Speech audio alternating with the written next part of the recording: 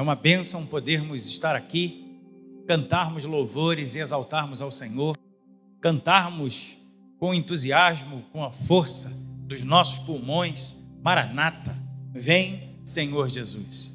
E como é bom nós estarmos vivendo também aqui esses momentos tão gostosos, onde no mês de maio a gente celebra o mês da família, onde a gente vai experimentando coisas maravilhosas, como hoje na parte da manhã, as homenagens para as mães aqui, que foram maravilhosas, assim, coisas muito gostosas que experimentamos com as nossas crianças e com todas as mães, avós, coisa boa. Manifestação boa também ontem, quando estivemos aqui ouvindo nessa conferência de famílias, pessoas que vieram trazer palavras de bênção, orientação, despertamento para cada um de nós, para estarmos ligados com Deus através da palavra, da obediência e de tudo aquilo que o Senhor tem reservado para nós. Como é bom, homens que ouviram num sábado aí passado orientações também para estarem assumindo liderança da sua casa, da sua família. Meu irmão, como Deus é bom e tem despertado e colocado para nós, assim, oportunidades que nós temos para trabalhar, lapidar, melhorar, aperfeiçoar a nossa liderança, a nossa vida, a nossa família, nosso lar e tudo aquilo que Deus tem colocado diante de nós e nós como mordomos para assumir essas responsabilidades.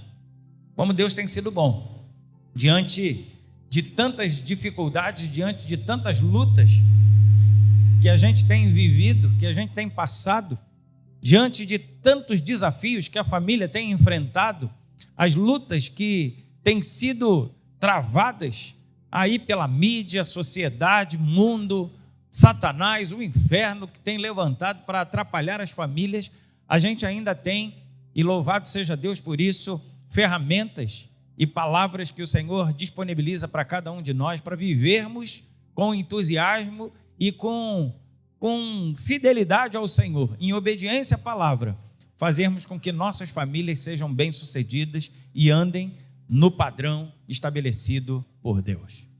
Como é bom! E aí a gente pode cantar, Maranata, vem Senhor Jesus, né? A gente vai cantando porque a gente está preparado para encontrar com o Senhor e a gente está fazendo bem e cumprindo bem o nosso papel enquanto liderança de casa, pais, mães, aí responsáveis e até mesmo filhos. Alguns filhos devem estar aqui pensando assim, já vem o pastor falar de família. E hoje a gente vai falar sobre família de novo, a gente vai estar falando a respeito de lar, de casa. E alguns filhos aqui, a gente não tem poucos, mas muitos adolescentes, jovens, às vezes são sozinhos dentro da igreja, são os únicos do lar que são convertidos, e muitas vezes eles falam assim, vem falar de família, mas minha família, ela não está na igreja, só eu sou convertido.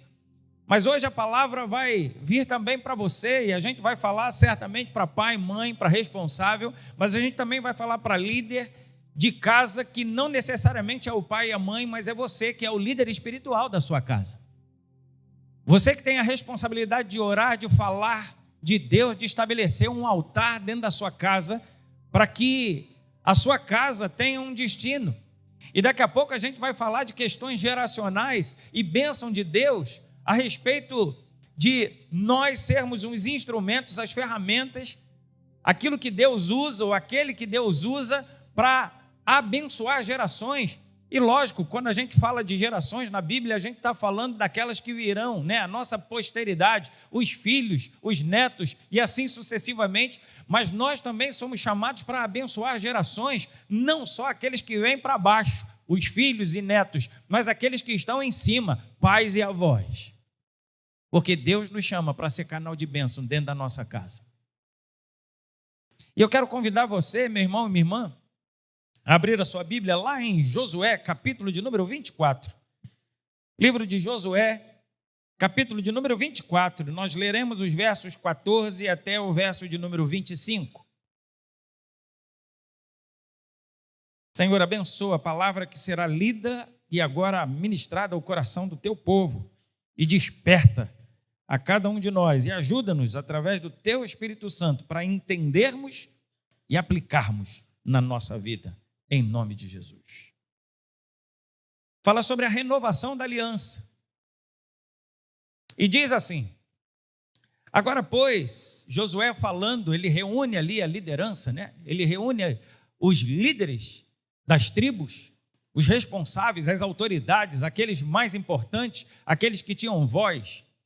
E ele leva esse povo ali, e ele reúne, e ele vai falando para um grande número de gente, um grande número de homens e responsáveis. E ele vai falando: agora, pois, temam o Senhor e sirvam com integridade, com fidelidade. Joguem fora os deuses que os pais de vocês serviram do outro lado do Eufrates e no Egito, e sirvam ao Senhor. Mas se vocês não quiserem servir o Senhor, escolham hoje a quem vão servir. Se os deuses a quem os pais de vocês serviram do outro lado do Eufrates, ou os deuses dos amorreus em cuja terra vocês estão morando. E aí, vamos todos juntos? Eu e minha casa serviremos o Senhor. E o texto continua dizendo: então o povo respondeu: longe de nós abandonarmos o Senhor para servir outros deuses, porque o Senhor é nosso Deus. Ele é quem nos tirou, a nós e a nossos pais, da terra do Egito, da casa da servidão. Ele é quem fez estes grandes sinais aos nossos olhos e nos guardou por todo o caminho em que andamos entre todos os povos, pelo meio dos quais passamos. O Senhor expulsou de diante de nós todas essas gentes, até o amorreu, morador da terra. Portanto, nós também serviremos o Senhor, pois Ele é o nosso Deus. Então Josué disse ao povo: o que Josué disse? Vamos lá junto?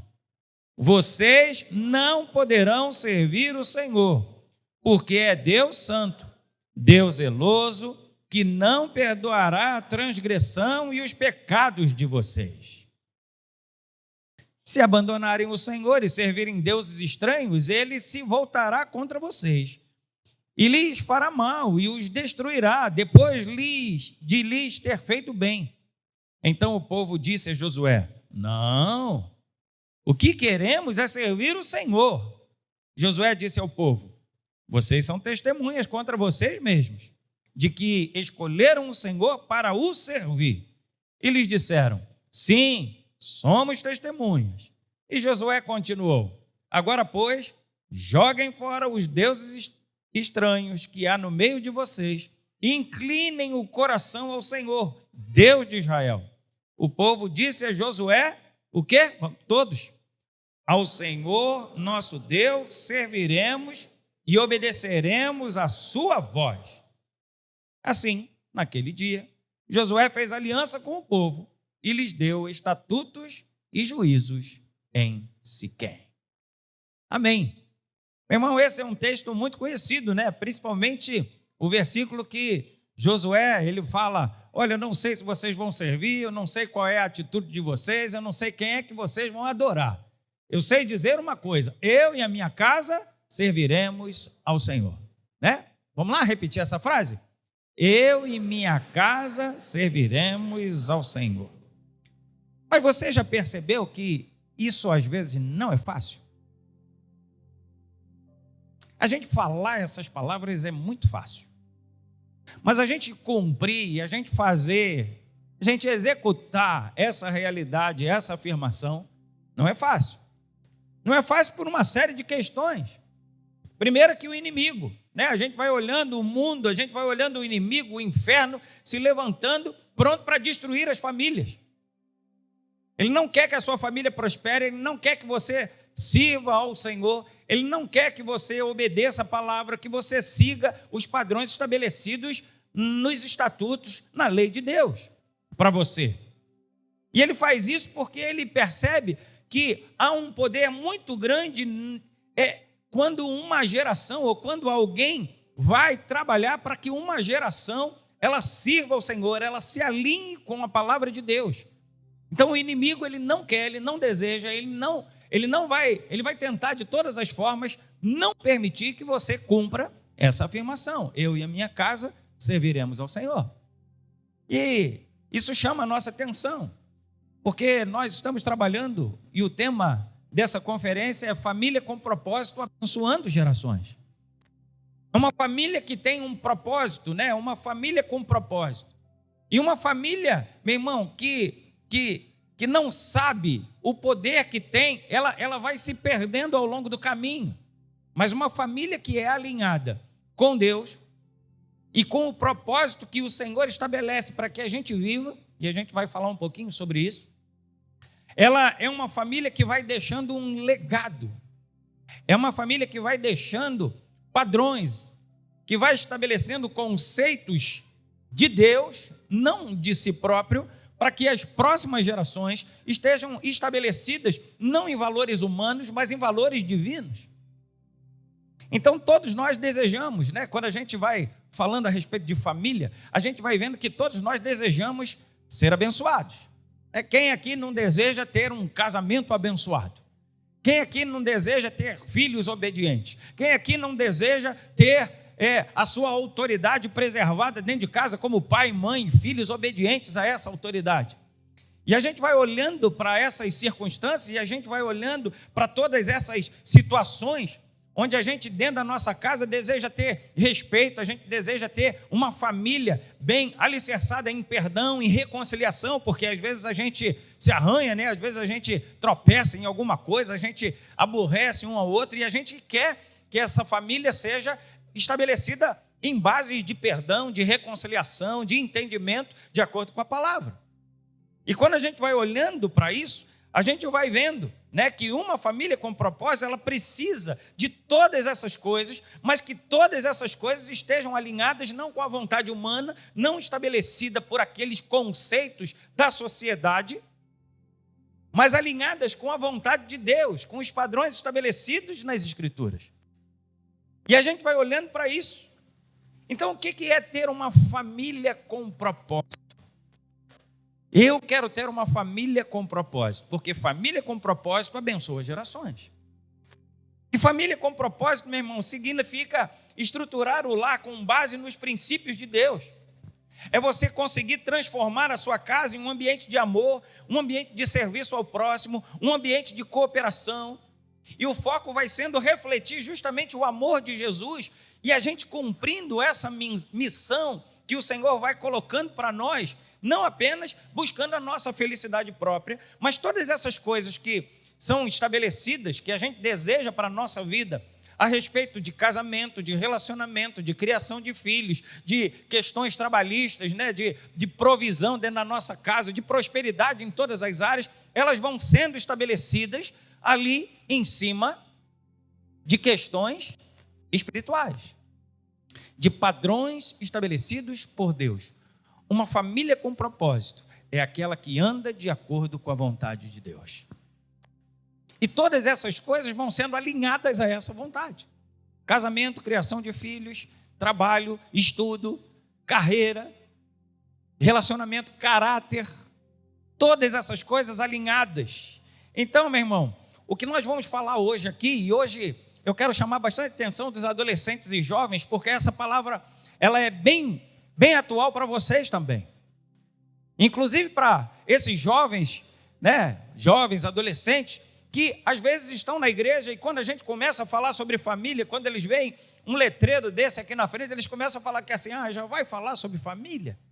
E às vezes nós também, meu irmão, que estamos enfrentando algumas lutas, passando por algumas aflições dentro de casa, dentro da nossa família, a gente também começa a falar, meu Deus, o Senhor já vai falar sobre isso de novo? Meu irmão, quando a gente vai entendendo isso, a gente vai vendo que eu e você não somos pessoas neutras espiritualmente, mas a gente precisa se posicionar diante de Deus e no mundo espiritual para que a gente experimente as coisas boas que Deus tem para cada um de nós e para a nossa casa. A gente vai olhando, meu irmão, que toda casa vai tendo uma direção, e se essa direção não for a direção que Deus dá através da sua palavra, a gente vai tomando rumos diferentes daquele que é estabelecido por Deus e a gente vai fugindo de um propósito que o Senhor criou para nós. A gente vai olhando que toda geração E quando a gente fala, né, família abençoando gerações, toda uma geração, meu irmão, ela vai seguir uma escolha que eu hoje faço e vai repercutir, vai impactar na geração futura ou nas pessoas que estão me cercando. Quando a gente olha para esse livro de Josué, né, o livro de Josué vai chegando aqui ao seu capítulo final, é o capítulo de número 24, é o último capítulo do livro, e é um momento muito decisivo na história de Israel. É um momento onde Josué está no fim da sua jornada e antes mesmo de morrer, ele vai reunir o povo ali para dar uma decisão, e essa decisão não era uma decisão humana, mas era uma decisão espiritual. Ele vai exigindo do povo ali um comportamento, uma escolha, e ele vai colocando isso ali diante daquela situação. Não era apenas uma despedida dele, mas ele vai chamando ali a responsabilidade daquele povo, falando assim: olha, vocês precisam entender a responsabilidade espiritual que vocês têm sobre a sua vida. E para entender a sua responsabilidade espiritual, é como se ele estivesse dizendo assim: você precisa saber quem você é, você precisa saber a sua identidade. E a sua identidade, ela precisa estar firmada num Deus vivo, num Senhor, naquele que é o Pai, e naquele que tem autoridade e comando na sua vida. Essa é a identidade. Eu sei quem eu sou. E não apenas a identidade, mas o propósito para o qual Deus nos colocou aqui e aquilo que Ele deseja que a gente realize para abençoar as pessoas que estão ao nosso redor. Nós temos uma missão, cada um de nós tem uma missão. E somos chamados para algo que Deus estabeleceu. Então, meu irmão, quando a gente vê aqui, Josué, ele não está ali preocupado apenas com o presente do povo, mas ele está preocupado com o futuro das próximas gerações. E aqui vai nascer um princípio muito poderoso que a gente vai ver na palavra de Deus. E esse princípio é que famílias com propósitos, elas não sobrevivem ao acaso, mas elas escolhem quem vão servir. Famílias que seguem um propósito estabelecido por Deus, elas não vivem ao acaso. Já viu aquela música que fala: deixa a vida me levar, a vida leva eu, deixa as coisas acontecerem de acordo com a situação, o destino vai decidir a minha vida, eu não preciso tomar nenhuma decisão. E quando a gente não toma decisão, a gente já está tomando decisão. Mas a gente não vive ao acaso, a gente vai escolher quem a gente vai servir. E o povo de Israel, ele estava cercado por culturas idólatras. É isso que a gente vê nesse texto de uma maneira muito clara. A gente vê uma série de situações, uma série de coisas, uma série de deuses, uma série de influências tentando levar o povo de Deus para longe daquilo que Deus estabeleceu para que eles vivessem. Então havia uma pressão constante para abandonar Deus.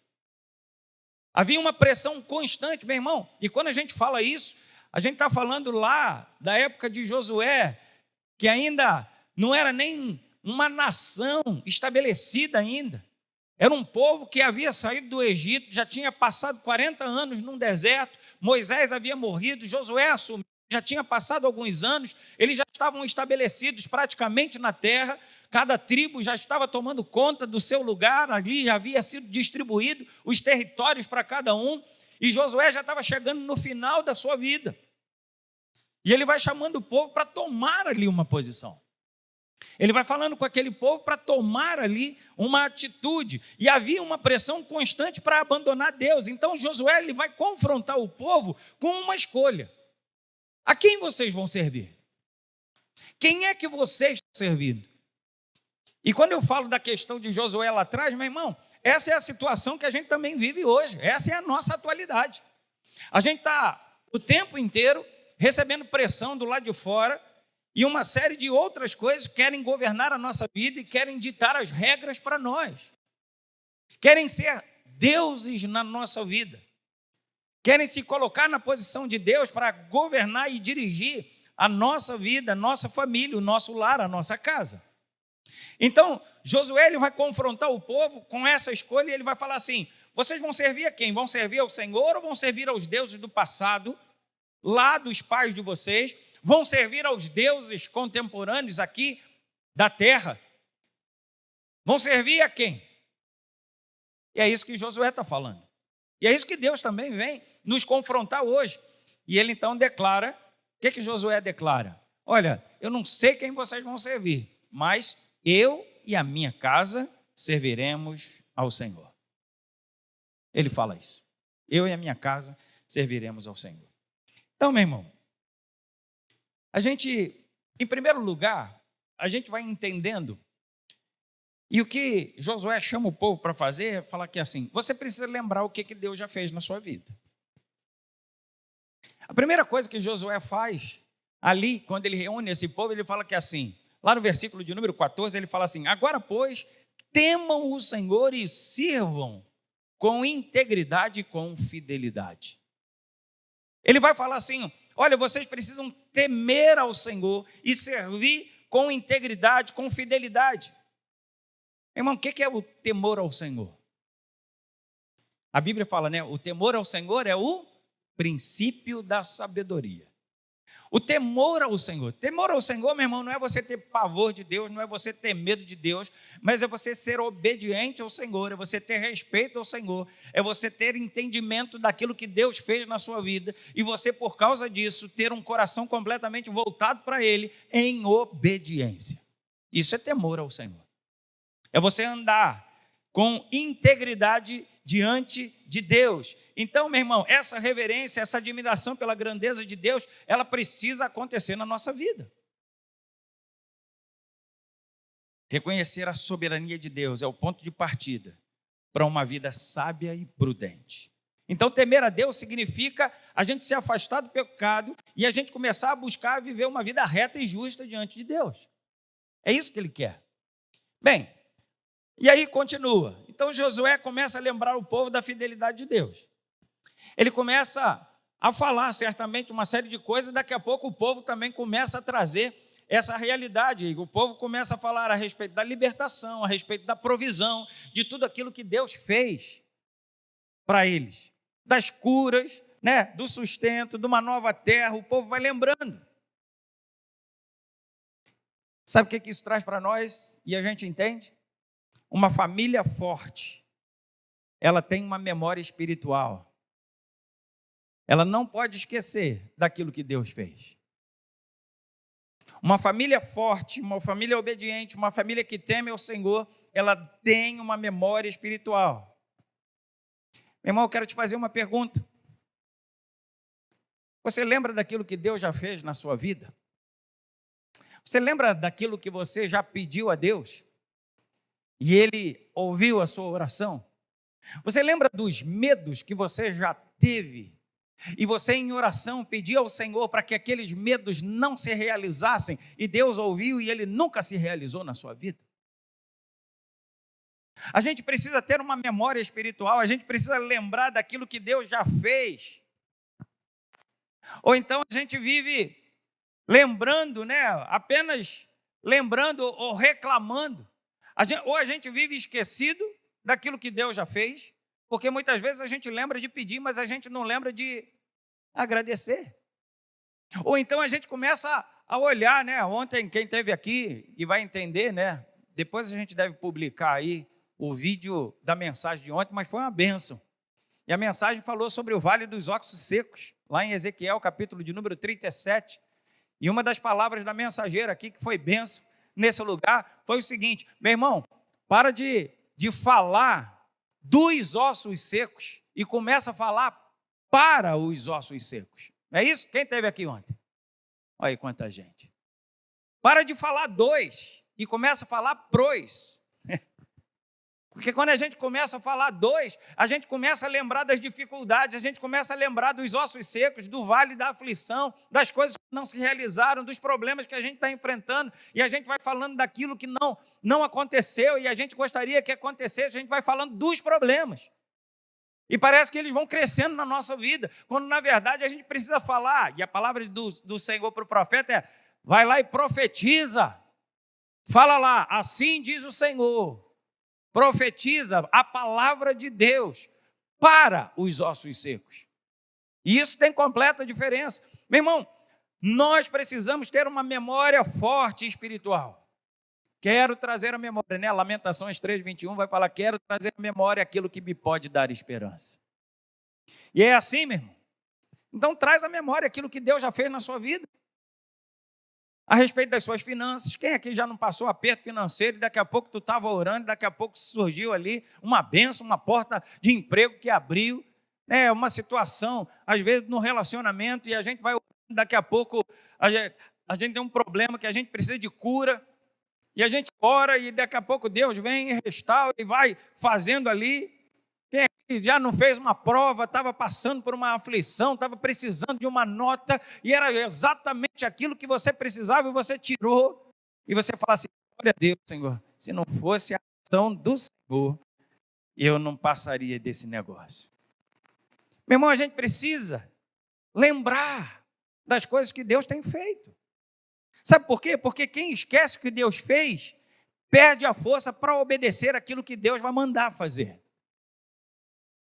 Quando a gente começa a esquecer aquilo que Deus já realizou na nossa vida, quando a gente não tem uma memória espiritual aguçada, meu irmão, a gente vai perdendo a força para obedecer aquilo que Deus vai mandar a gente fazer.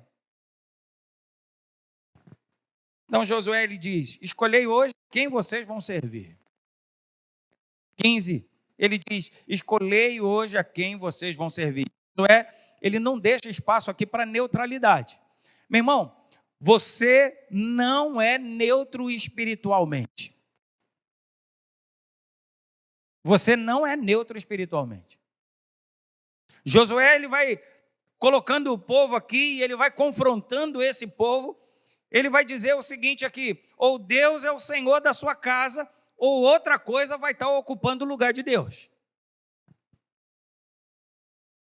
Quem é o Senhor da sua casa? Quem é que está dirigindo? Quem é que está governando a sua casa? Quem é que manda?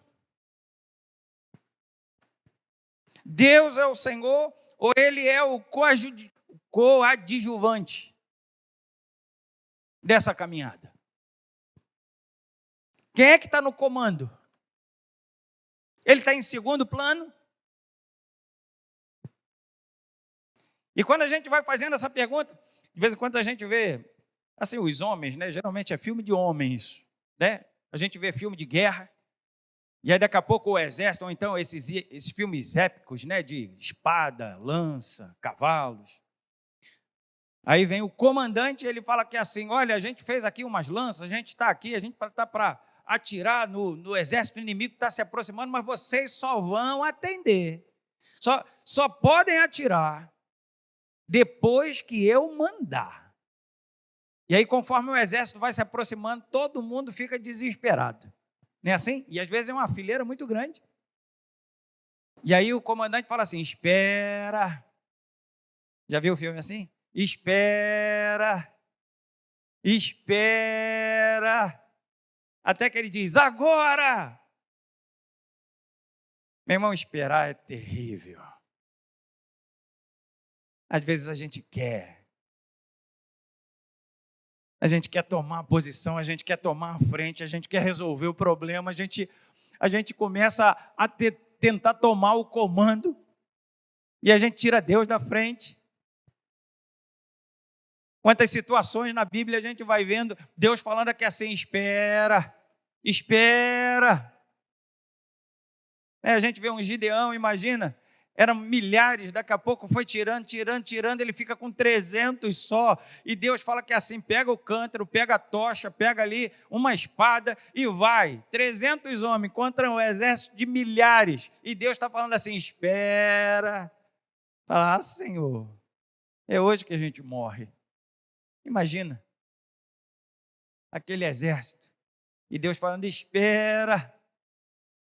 E quando Gideão falou assim: está tudo pronto, Deus falou assim: agora sim, você esperou o tempo que eu queria. Sai da frente que eu vou lá. Meu irmão, quando a gente vai olhando para essa situação, a gente vai vendo que toda pessoa, meu irmão, vai servir a algo ou vai servir a alguém. Toda família serve a algo ou a alguém. Ou você está servindo a Deus, ou você está servindo as suas emoções. Ou você está servindo a Deus, ou você está servindo as circunstâncias que estão circundando você. Ou você está servindo a Deus, ou você está servindo a cultura que está te rodeando. Não é assim? Às vezes, meu irmão, a palavra de Deus vai dizendo o que a gente deve fazer, o caminho que a gente deve tomar, o quanto a gente deve esperar. E às vezes a gente fica olhando para as circunstâncias, para as coisas que estão do nosso lado, a gente vai olhando para a palavra de Deus e a gente fala que é assim, não, Senhor, porque a cultura hoje é moderna. Não, Senhor, porque hoje as ideologias são novas e eu preciso seguir essa nova onda. Não, porque a moda hoje mudou e eu preciso atualizar a tua palavra, porque a tua palavra é retrógrada. Ela está muito desatualizada, ela está muito atrasada e eu preciso agora viver uma modernidade de vida. Meu irmão, nós não somos neutros espirituais. Ou o Senhor governa a nossa vida, ou outra coisa vai governar. E é assim que a gente vai olhando para a palavra, meu irmão. A gente vai vendo as circunstâncias, as pressões, muitas vezes tentando tomar o lugar de Deus. E quem está governando a sua vida? Ou quem está governando a sua casa? É Deus? Ou são outras coisas? E Josué afirma, eu e a minha casa serviremos ao Senhor. Falar essas palavras é muito fácil. Agora, viver essa realidade, meu irmão. Sabe o que Josué estava fazendo? Ele estava assumindo a responsabilidade espiritual da sua casa. O que Josué estava fazendo era não terceirizar essa responsabilidade para outras pessoas, para outras situações, para a igreja, para o professor. Ele não estava terceirizando, ele estava falando assim, eu assumo. Sou eu. Quem é que vai se levantar? Quem é que vai fazer a diferença em casa? Quem é que vai fazer com que o altar a Deus seja erigido, seja erguido e seja ali verdadeiramente o Senhor adorado? Josué bate no peito e fala assim, sou eu. E é isso que eu e você precisamos fazer, falando assim, eu não vou colocar essa responsabilidade em cima de outros, mas sou eu que vou assumir isso. Então, o que Deus estava fazendo era exatamente isso. E, meu irmão, o que eu estou falando é que alguém precisa orar em casa.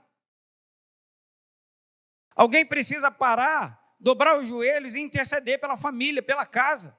E aí é onde eu falo para os adolescentes, eu falo aqui para os jovens, que muitas vezes falam aqui assim, mas meu pai não está na igreja, minha mãe não é da igreja, só eu estou aqui, só eu sou convertido, eu estou sozinho. Meu irmão, alguém tem que se levantar para orar em casa, alguém precisa estabelecer um altar ao Senhor, alguém precisa liderar a casa espiritualmente. E talvez seja você, adolescente. Talvez seja você, jovem. Porque o pai ainda não tem o discernimento, a mãe ainda não teve um encontro com Cristo. Talvez seja você sozinho. Talvez seja você aqui que não está com o seu cônjuge aqui. Às vezes tem um marido sem a esposa, às vezes está a esposa sem o marido. Mas, meu irmão, eu e você somos chamados à responsabilidade e Deus está chamando a nossa atenção nessa noite justamente para isso, para a gente assumir essa responsabilidade. Toda casa precisa de alguém que decida construir um altar ao Senhor. Toda casa. E talvez seja você. Então, quando o povo ele responde que também ele vai servir ao Senhor, Josué vai confrontar. Coloca aí para a gente o verso de número 19.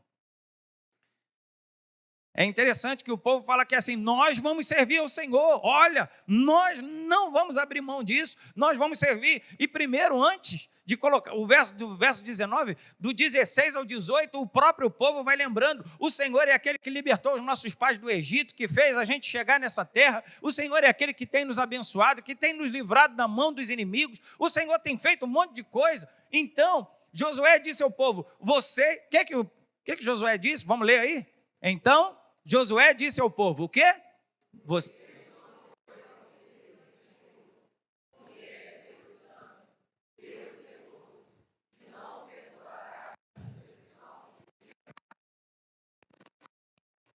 Assim, vocês não vão poder não. Sabe por que Josué fala isso? Josué fala isso porque Deus não aceita compromisso dividido. Josué fala isso porque ele está falando aqui assim, olha, Deus não vai querer que vocês adorem a Ele e aos ídolos, a Ele e às emoções, a Ele e às circunstâncias, a Ele e aos vícios, a Ele e qualquer outra coisa que se equipara a ele ou talvez esteja acima dele. O que a palavra vai chamando a nossa atenção, que vai despertando em nós, e meu irmão, é muito interessante quando a gente vai e a gente fala assim, eu e a minha casa serviremos ao Senhor, e a gente gosta de repetir esse versículo. Mas quando a gente vê a história e a sequência desse povo aqui, porque Josué ainda passa mais um tempo, ainda com vida, mas daqui a pouco ele vai passar e ele vai morrer. E a história, depois, sabe qual é o livro depois de Josué? Juízes. E quando a gente vai vendo o livro de Juízes, meu irmão, a gente vai vendo que esse povo é um povo que, até ainda na época de Josué, começou a se desviar do Senhor. O povo simplesmente bateu no peito e falou assim, não, nós vamos servir ao Senhor. Não, Josué ainda pega e fala que assim, olha, eu vou colocar aqui um memorial para ser testemunha desse voto que vocês estão fazendo com Deus. Vocês vão se responsabilizar dessas palavras que vocês estão falando. E Josué vai falando assim, olha, Deus é Deus sério. Então não adianta a gente dizer que a gente vai servir quando a gente não vai servir. E o povo, conforme o tempo foi passando, foi se afastando de Deus, foi fazendo atrocidades, foi se afastando cada vez mais da palavra, desobedecendo os mandamentos, e a gente vai olhando, quando a gente entra no livro de Juízes, a gente vê isso. Mas o que Josué estava afirmando era que uma família com propósito não pode servir a Deus de qualquer jeito, não pode servir a Deus parcialmente. Se nas minhas finanças, meu irmão, eu estou fora da vontade de Deus, meu irmão, eu estou fora do propósito. Se nos meus relacionamentos eu estou fora da vontade de Deus, eu estou fora do propósito. Se na minha vida profissional, eu estou em desacordo com aquilo que a Bíblia fala, eu também preciso me alinhar com aquilo que Deus fala. Se na minha carreira, nos meus estudos, naquilo que eu estou buscando para a minha vida, no meu namoro, na pessoa que eu estou me interessando, se está desalinhado com a pessoa aqui, com a palavra de Deus, meu irmão, está errado, estou fora do propósito. Porque Deus, Ele tem estabelecido aqui os padrões. Deus não vai abençoar a vida, Deus não vai abençoar a casa que seja dividida, mas pessoas e famílias que são alinhadas com o seu propósito, com a sua palavra. Aí Ele abençoa. E o povo vai afirmando ali, nós queremos a bênção de Deus, nós serviremos ao Senhor nosso Deus. Então, meu irmão, você quer a bênção de Deus? Todo mundo quer. Todo mundo deseja a bênção. Mas a decisão espiritual, a gente vê também que ela precisa ser declarada. Decisão espiritual, ela precisa ser dita, ela precisa ser falada, ela precisa ser verbalizada. E você precisa falar assim, eu quero Deus na minha vida. Senhor, eu quero o Senhor. Porque a gente não pode esconder a nossa fé, a gente não pode esconder a nossa fé daquelas pessoas que estão ao nosso redor, dentro da nossa casa, na nossa escola, no nosso trabalho. A gente não pode esquecer, meu irmão, ou esconder da nossa realidade, do nosso convívio, porque fé escondida não vai gerar um impacto geracional, não vai criar um impacto geracional. Deus não quer agente secreto. Então, Deus tem nos chamado para abençoar as nossas gerações, tanto para cima quanto para baixo. Eu posso abençoar minhas gerações para cima, pais, avós, tios, familiares. Eu posso abençoar aqueles que estão ao meu redor, amigos do trabalho, colegas da escola, vizinhos. Eu posso abençoar aqueles que estão para baixo, meus filhos, meus netos, meus sobrinhos. Deus tem nos chamado para isso. Então, meu irmão, a decisão daquele dia não era apenas individual, era uma decisão geracional. Era algo que ia além do indivíduo. Então, nosso propósito é deixar marcas espirituais para as próximas gerações. É isso que Deus tem nos chamado para fazer, é isso que o Senhor tem desejado de nós. E a gente vai vendo coisas tremendas, maravilhosas acontecendo na Bíblia, A gente olha um Abraão, que foi chamado por Deus, assumiu o propósito, o pai da fé, que foi abençoando, né? Isaac foi abençoando Jacó, as tribos, e aí o povo de Deus. A gente vê uma Ana, a gente esteve falando hoje de manhã aqui, né? Quantas mulheres, mães, que abençoaram e foram transformadoras na sua família, transformadoras nas gerações seguintes. Uma Ana que teve um Samuel. A gente vai olhando, meu irmão, pessoas. Domingo passado pregamos sobre Timóteo, né? Loide e Eunice, avó e mãe, que transmitiram fé através dos seus exemplos para o seu filho, neto, ali, Timóteo. Irmão, uma decisão hoje pode mudar toda uma linhagem de amanhã. Uma decisão hoje muda uma linhagem de amanhã. Eu quero contar uma ilustração, algo verídico. Eu já falei aqui, mas eu vou repetir. É um contraste entre duas gerações,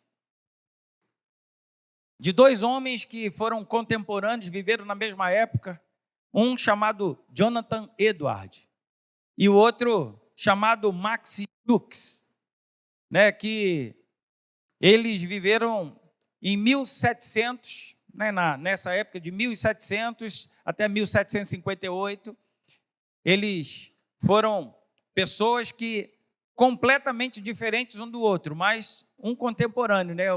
O Jonathan Edwards, um grande evangelista, teólogo, puritano, ele era extremamente combatido por Max Jukes, que ia contra ele, criticava demais, tentava fazer de tudo para atrapalhar o trabalho e o desenvolvimento de Jonathan Edwards. Mas Jonathan Edwards, ele foi um importante teólogo, pastor puritano e educador nos Estados Unidos. Ele e sua esposa Sarah priorizaram o ensino cristão, a ética e o desenvolvimento intelectual da sua família. Uma análise de seus descendentes rastreou mais de 1.400 familiares, que incluíram 13 presidentes de universidades, 65 professores universitários, 100 advogados e 30 juízes, 60 médicos, 75 oficiais militares e 100 pastores ou missionários. Cargos políticos de alto escalão, incluindo senadores, governadores e um vice-presidente dos Estados Unidos. Esses são descendentes de Jonathan Edwards. Isso está na internet, você pode pegar. E agora eu vou falar de Max Jukes, né? Um legado completamente diferente. Max Jukes, ele foi um homem que viveu no mesmo período de Edwards, e inclusive foi um grande adversário combatente de Edwards. Ele optou por uma vida de impiedade, negligência moral e entregou-se ao crime, casando-se com uma mulher de perfil semelhante ao dele. Um estudo feito pelo sociólogo Richard Dugg, no século XIX, mapeou mais de 1.000 de seus descendentes, revelando um ciclo de destruição. 300 morreram prematuramente, 190 tornaram-se prostitutas, 150 tornaram-se criminosos condenados, 100 eram alcoólatras crônicos. Diversos indivíduos viveram na extrema pobreza e dependeram de assistência do Estado.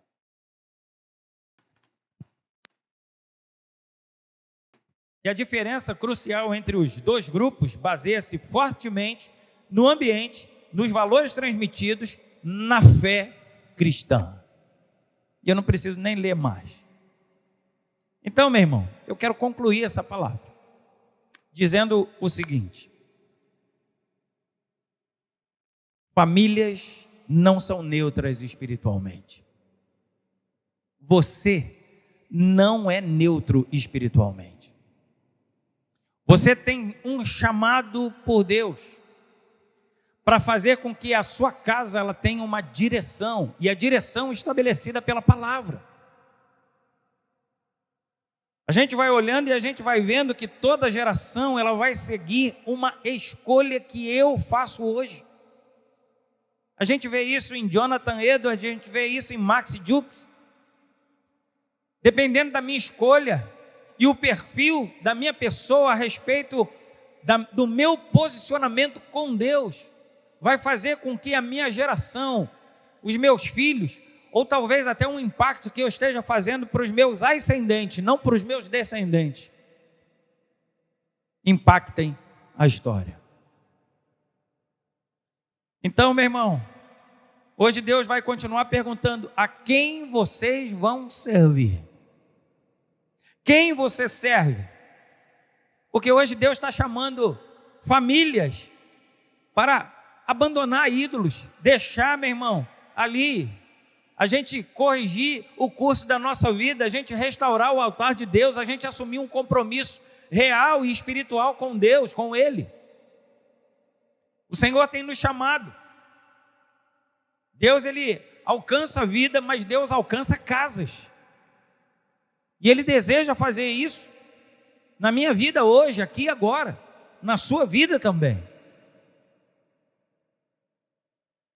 Às vezes a gente vai olhando para uma mensagem como essa e a gente vai questionando e a gente vai falando: minha família está distante de Deus. Às vezes o nosso lar está dividido, a gente está passando por alguma crise, por algum problema. Às vezes existe dor dentro da nossa casa, a gente está passando por algum tipo de aflição. Mas algo poderoso precisa ser lembrado: que Deus não esqueceu da nossa família, Deus não esqueceu da nossa vida. Deus tem um propósito para cada um de nós. E a gente vai olhando para isso, meu irmão, e a gente vai tendo que tomar um posicionamento. O mesmo Deus que salvou a minha vida, a sua vida, é o Deus que quer também operar na nossa família, caso ela ainda não seja completamente do Senhor. E Ele vai usar justamente eu e você, Ele vai usar a nossa vida como instrumentos para que a gente seja um canal de bênção e um potencial de salvação, através do Espírito Santo, para que essas pessoas também conheçam a Jesus. Então, meu irmão, hoje Deus quer quebrar talvez um ciclo aí de situações ruins, para trazer a bênção dEle. Talvez o Senhor queira quebrar hoje um ciclo, às vezes geracional, de dor na nossa família, às vezes de vícios na nossa família, de situações, muitas coisas ruins, às vezes de violência, de frieza espiritual, e Ele quer levantar a gente dentro de um novo tempo, dentro das nossas casas, para viver uma nova realidade que Ele tem para cada um de nós. E hoje Deus, Ele vai nos chamando, meu irmão, eu e você como indivíduos, mas chamando a cada um de nós também como representantes de família, para viver uma nova realidade. Eu quero que a minha família seja restaurada. Eu desejo, meu irmão, ver a minha casa completamente transformada. Eu desejo ver os meus filhos crescendo e prosperando de acordo com a vontade do Senhor, tendo casamentos estabelecidos de acordo com a palavra, nos padrões de Deus. Eu quero vê-los prosperando financeiramente. E eu creio que você também quer ver dentro da sua casa eles também assim, e a sua vida, a sua família também prosperando dessa forma. Mas para que isso aconteça, eu preciso tomar um posicionamento diante de Deus, dizendo: eu e a minha casa serviremos ao Senhor. Eu tenho que abandonar os ídolos, deixar as coisas que tentam ocupar o lugar de Deus, coisas do lado de fora que ficam pressionando a minha vida para fazer com que Deus seja esquecido, e essas coisas comecem a governar e ditar as regras, para que a gente possa servir completamente ao Senhor. Você deseja quebrar ciclos, de repente assim, às vezes de dor, de tristeza, de vícios, de violência, situações, meu irmão, que a gente olha para trás e a gente fala que assim: eu não quero mais isso na minha vida, não. Eu quero viver agora um novo de Deus. Eu quero viver um novo ciclo espiritual agora, onde a gente vai ver o poder de Deus acontecendo, e não só na minha vida, mas geracionalmente naqueles que virão depois de mim. Eu quero ver a minha vida mudada. Porque para a gente mudar alguém, em primeiro lugar, a gente precisa ter a nossa vida mudada. E tudo começa com uma decisão. E a decisão é: eu vou servir ao Senhor. Eu quero servir ao Senhor. Meu irmão, talvez tenha aqui pais que querem restaurar relacionamentos com seus filhos. Talvez tenham aqui filhos que tenham sido feridos dentro de casa pelos pais. Às vezes tem aqui pessoas que precisam e querem viver de uma maneira melhor e mais harmoniosa com o seu cônjuge dentro de casa. Às vezes tem aqui pessoas que precisam de cura, de famílias que estão vivendo alguma situação de crise. Eu gostaria de chamar, meu irmão, para a gente orar aqui nesse lugar, para a gente falar com Deus e a partir de hoje a gente declarar e falar que é assim: eu quero tomar uma nova direção na minha vida, eu quero agora que o Senhor conduza e eu quero que o Senhor esteja direcionando a minha vida de acordo com a tua vontade, Senhor. Porque eu e a minha casa serviremos ao Senhor.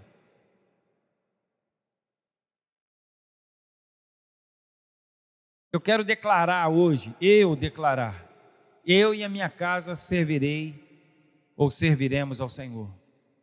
Eu quero declarar: Senhor, a minha família, a minha vida e a minha família, ela tem um propósito. E eu quero andar de acordo com esse propósito estabelecido pelo Senhor. Senhor, eu quero que a minha casa, ela seja um verdadeiro